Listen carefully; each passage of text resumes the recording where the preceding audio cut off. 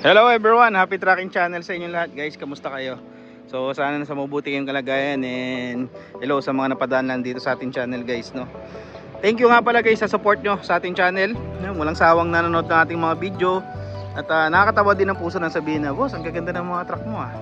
Sa totoo lang guys, no, syempre ako gusto ko din maganda din yung naibigay ko sa inyo. Ayan. Anyway guys, kung hindi kayo familiar dito, nandito nga pala ako kay FND. Yan. Sa mga familiar na dito ang bumibili ng mga truck, alam niyo naman yung mga presyo nila. Pero alam niyo din kung gaano kaganda ang mga truck nila. So well, sa mga bago lang, no, na dito sa ating channel, guys, ibig sabihin ko, ito yung mga high quality.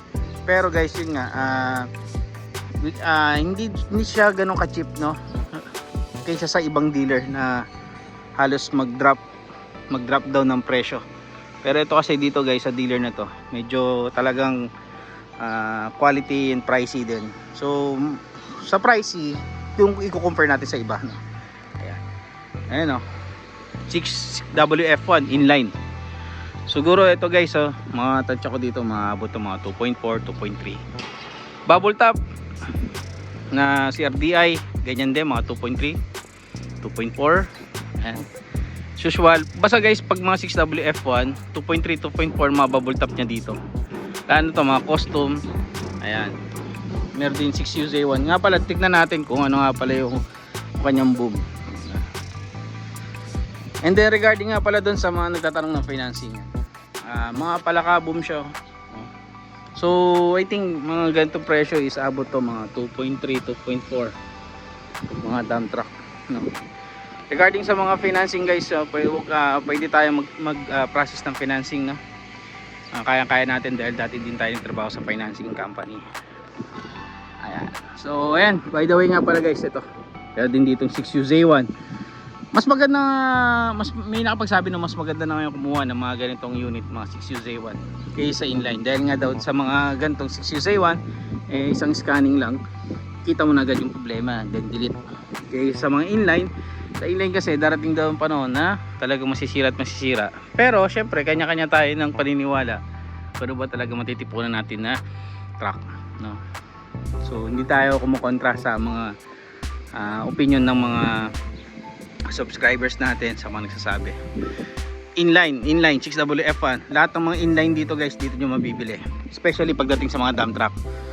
Halo-halo na rin to, meron din ditong mga butterfly type, palakabo. Ito palakabo. So pipili nga tayo. So yun, hindi ako ganun kaselan pagdating sa truck. Pagdating naman din sa mga ganitong dump truck, ito guys, recommended ko to, medyo okay to kasi butterfly type. So condition na lang yung magkakatalo. Ayan. So ikot pa tayo sa iba. Meron din ditong 4H F1, no?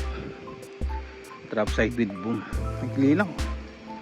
Ano sa 12 feet lang. Ikot pa tayo. Hindi nga pala dito 6HH1 na sold. Sold pala. Sold. Yun, ayun, hindi sold yun. Kapitan natin. Naman 6M70. So presyo niya dito sa mga 6M70, ang alam ko guys, sa 1.6, 1.7, parang gano'n. Meron din dito ang bubble top, oh. Pogi. 6UZ1 custom bumper light. Ito alam ko 2.4 to 2.4 ata benta niya dito guys or 2.5. Hello. Punta tayo sa harap. Meron din dito 6M70 12-wheeler, 6M70 12-wheeler. Ayun, anyway guys, hanggang dito na lang ating video. So standby lang sa ating channel para maging updated kayo sa mga truck na pinapalabas natin dito. So yun lang guys, happy trucking channel everyone. Thank you, bye bye, God bless.